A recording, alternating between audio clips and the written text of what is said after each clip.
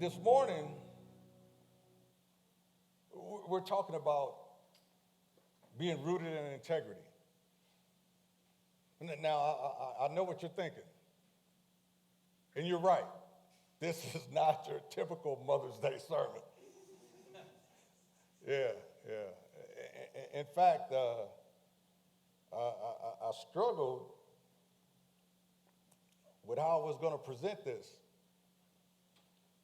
because it talks about some tough stuff. And I figured I would start with a question this morning. And that question is, how would you feel if you found out that everything about your best friend was a lie? How would you feel if you found out that everything about your best friend was a lie? You know, you meet people or you meet somebody. Maybe it's at work. Maybe it's at the gym. Maybe it's right here in Tapestry Church. And from the jump, you click. From the jump, you click. You have the same sense of humor, the same values. You have the same energy.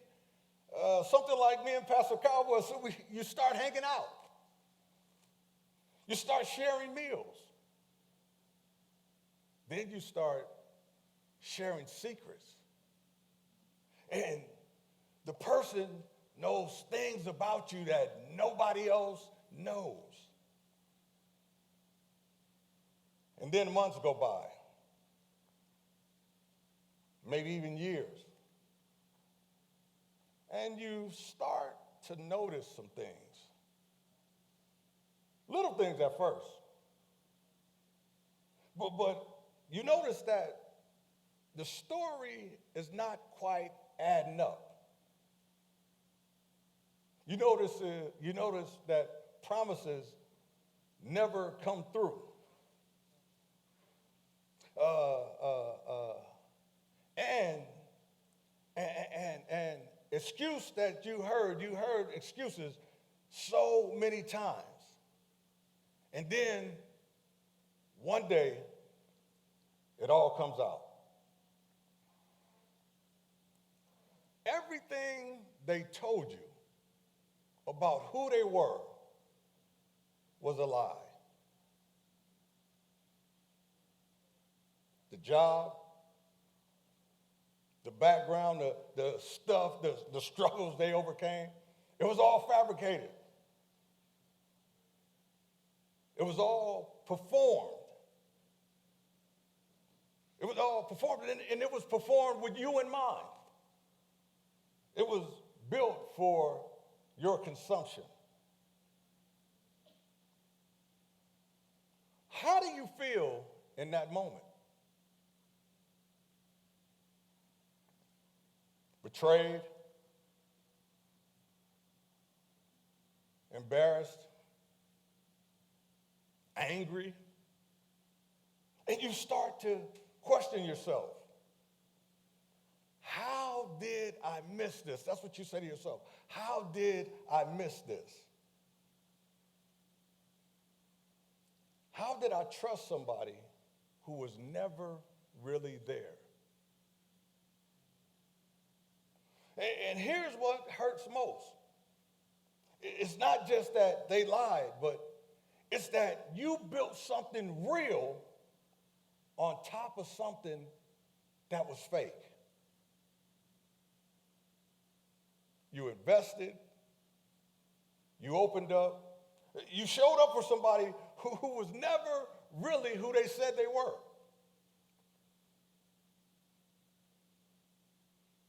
That's what a life without integrity does. It doesn't just destroy the person living it, but it damages everything and everyone connected to it. And if that story made you feel uncomfortable, the Apostle Peter met two people just like that.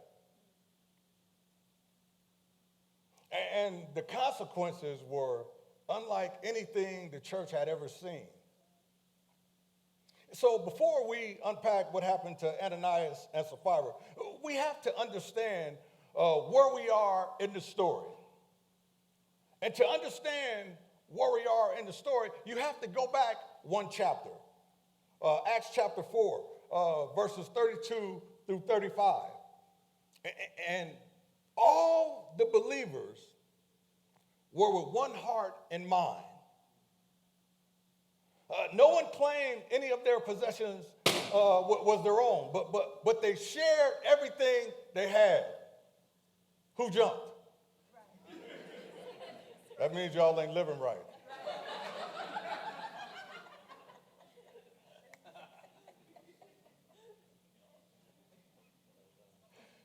There was no needy persons among them. From time to time, those who owned land, or houses, they sold them and they brought the money from the sales and put it at the apostles' feet, and it was distributed to anyone who had need. You see, the early church, they were doing something radical, something that would have turned heads in Jerusalem and beyond. And what they were doing, they were practicing economic solidarity. People were selling land, they were real assets and laying the proceeds at the apostles' feet. Watch this, to care for the poorest among them. And this wasn't a suggestion, this was the culture of the community. Watch this, and it was working. The text says there were no needy persons among them. So, when Ananias and Sapphira held back part of the money they promised, they weren't just lying to Peter. They weren't just lying to God. Watch this. They were actually stealing from the poor. The money they pocketed was supposed to feed somebody's family. The money they pocketed was supposed to clothe somebody's child. The money they pocketed was supposed to make sure that nobody went without. And they looked their community right in the eye and said, this is everything, when it actually wasn't. That's not a small deal. That's a sin with victims. That's a sin that wears the clothes of generosity while hiding the heart of greed. Church, integrity isn't just a private matter. When we lack it, somebody always pays the price. Now, watch what Ananias does. They sell the land. That's real. That happened. He brings the money to the apostles. That's real. He walked in the building and he put some in the offering. And from the outside, he looks generous. He looks committed. He looks like a man all in for the movement of God. But Peter, filled with the Holy Spirit, he looks past the performance. He says, Ananias, how is it that Satan has so filled your heart that you have lied to the Holy Spirit? Notice what Peter says. He didn't say you lied to me. He didn't say you lied to the church. He says you have not just lied to us, but to God. You know, you can fool most of the people most of the time. You can fake generosity. You can perform devotion. We can wear all the right clothes, say the right words, and show up at the right meetings. And And when we do that, people will believe us. People may even celebrate us. We can even get people to follow us. But the thing about that is you can't fool God. Not for a second, not for a moment, not ever. Hebrews 4:13 says it plainly. Nothing in all creation is hidden from God's sight. Everything is uncovered and laid bare before the eyes of him to whom we must give account. God doesn't just see your highlight reel.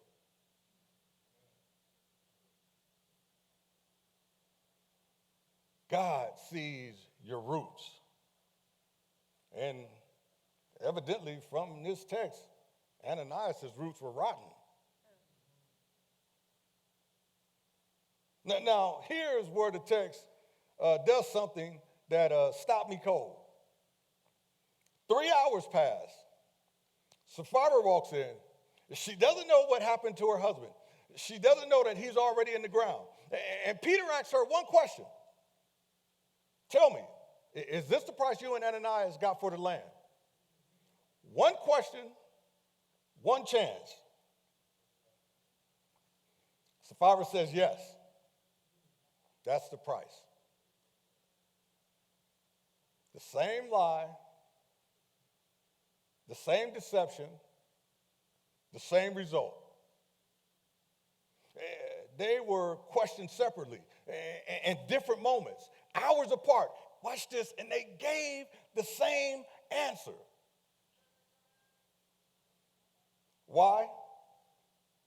Because integrity isn't just about what you say. It's about who you are. Watch this. They didn't coordinate in the moment. Why? Because they didn't need to.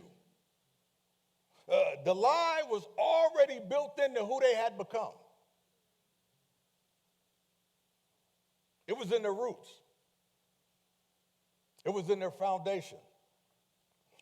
And when the pressure came, the same thing came out of both of them. Well, watch this. Anybody in here ever squeeze an orange or a lemon? I'm quite sure most of us have. What comes out? Juice, orange juice, lemon juice. Watch this. Not because of the squeeze, but because of what's inside the orange or the lemon. Does that make sense? Because y'all acting like it didn't. What's inside of the orange or the lemon? When pressure came to Ananias, deception came out. When pressure came to Sapphira, deception came out. And not because Peter was trying to trap them, because it was in them. That's what was in them. And the question is this morning is what's in us? When the pressure comes out, when somebody questions our story, when our backs are against the wall, when there's something to lose, what comes out of us? That's our roots. I said it before, and I want to come back to it because this is the part of the story that often gets skipped. The money that Ananias and Sapphira held back wasn't just theirs to keep. Watch this. It was pledged to a community that was caring for the vulnerable. Widows, the poor, people who had nothing. And the system in Acts 4 was built on trust. It was built on people doing what they said they would do. When Ananias and Sapphira lied, the most vulnerable members of the community paid for it.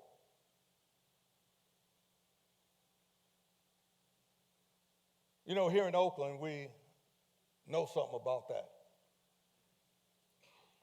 We know what it costs when people in power make promises they don't keep. We know what it feels like when systems say one thing and do another.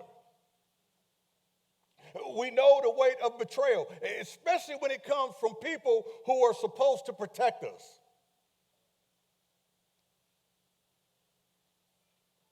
And ladies and gentlemen, God takes that seriously. He took it seriously in Acts 5. More serious than anybody in that room expected.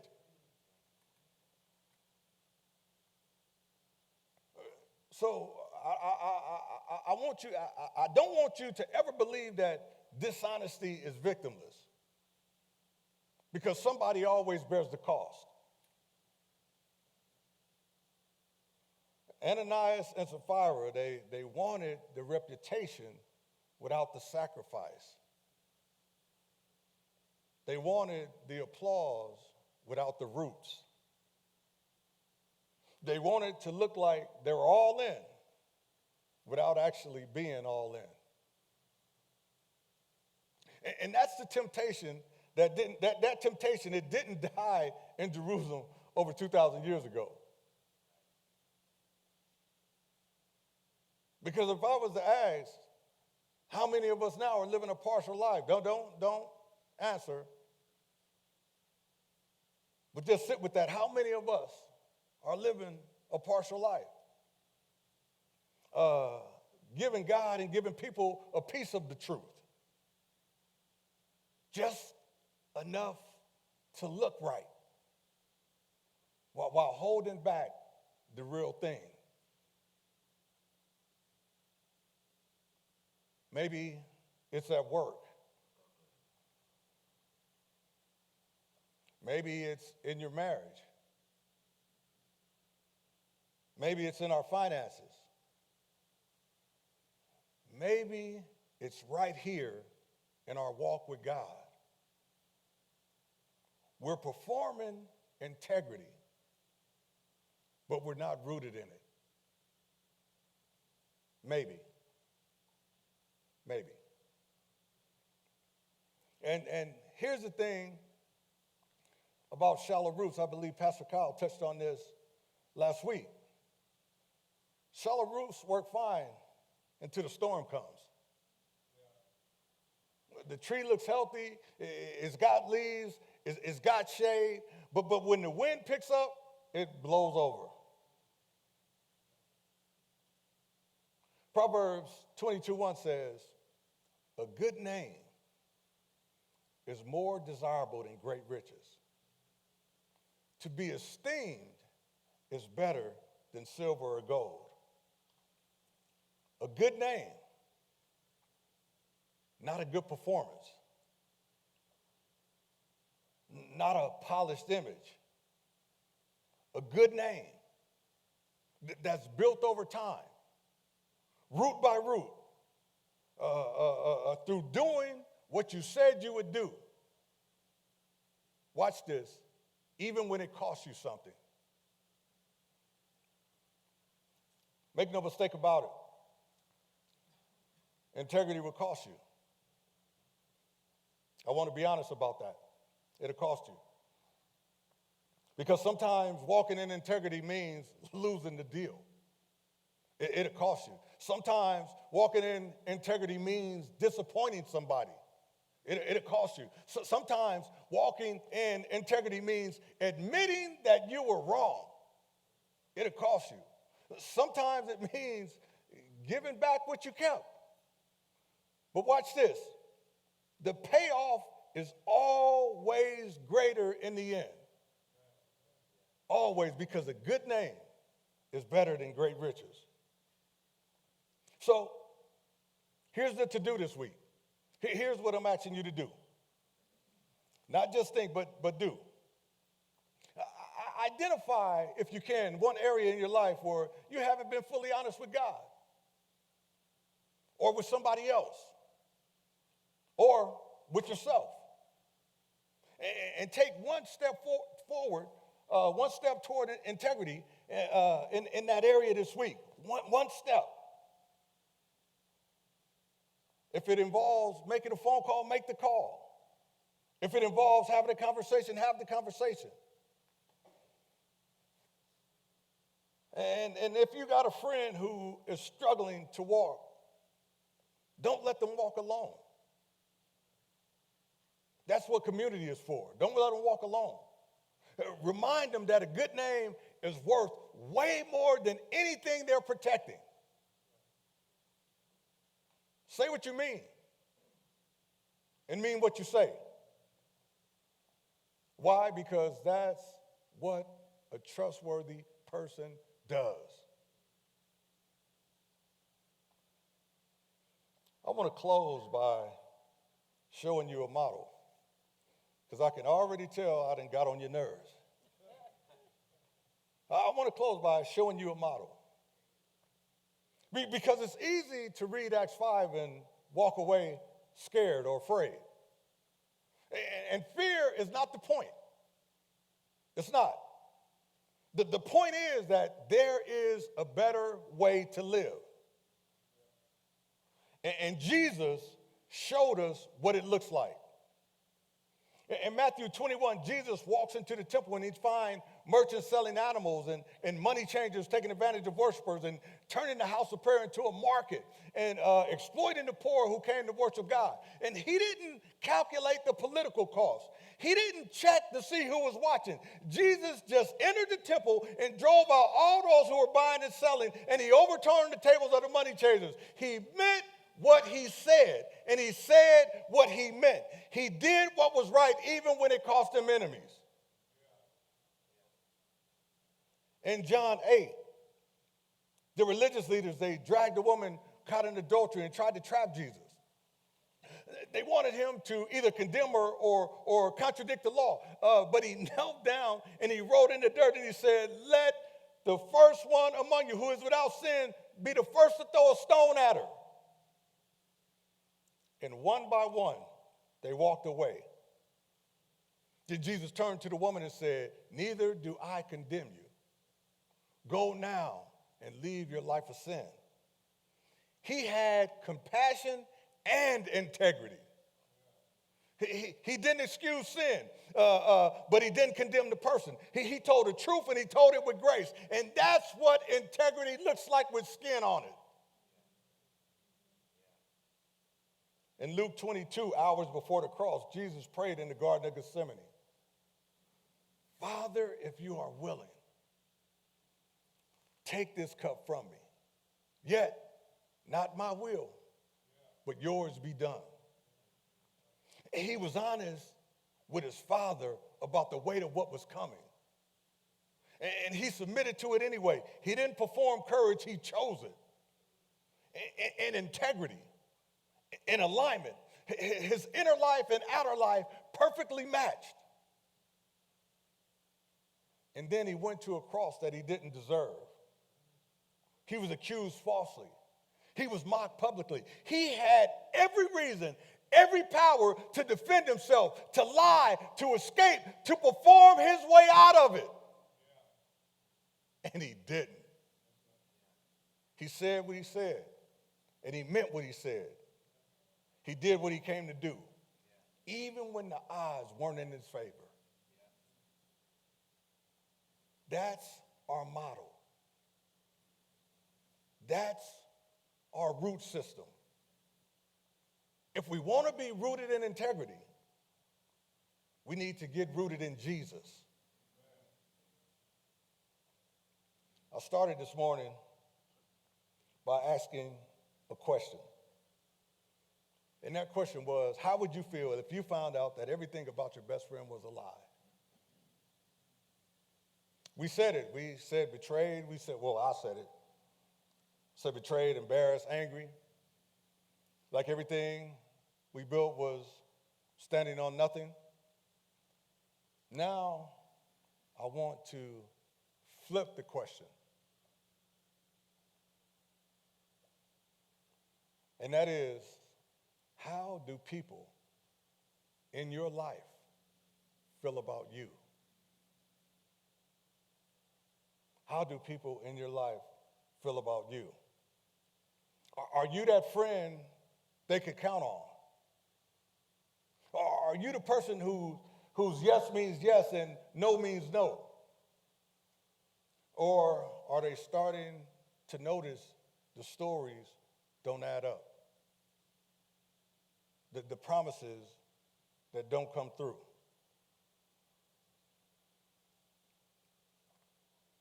Ananias and Sapphira had a community that believed in them. They were part of something real, something holy, something that was changing the world. Watch this. And they threw that away for a performance.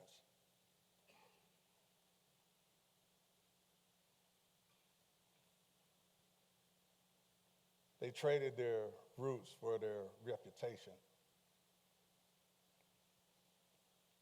I'm going to tell you, you can live without integrity.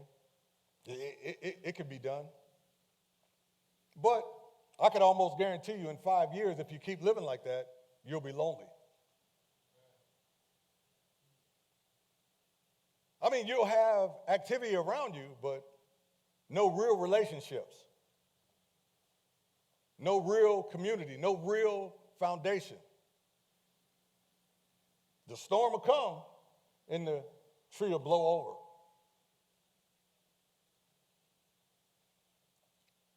But when we choose to walk in integrity, root by root, day by day, even when it costs us, people will know. They'll know that you say what you mean and that you mean what you say. And that kind of name, you can't buy it. You know what else you can't do? You can't fake it. You have to grow it. Because we can fool most of the people most of the time, but we can't fool God at any time. So let your yes be yes and your no be no. Build roots that go deep. Because you can't build a life on a lie. And integrity isn't optional for followers of Jesus. It's about our roots. And if you want to know what those roots look like, look at Jesus. He said what he meant, and he meant what he said. He could be trusted even when the odds weren't in his favor, even when it cost him everything. He went to a cross that he didn't deserve. He never flinched. He never lied. He never performed. That, ladies and gentlemen, is our model. That's our root. You want to be rooted in integrity? It's easy. Get rooted in Jesus.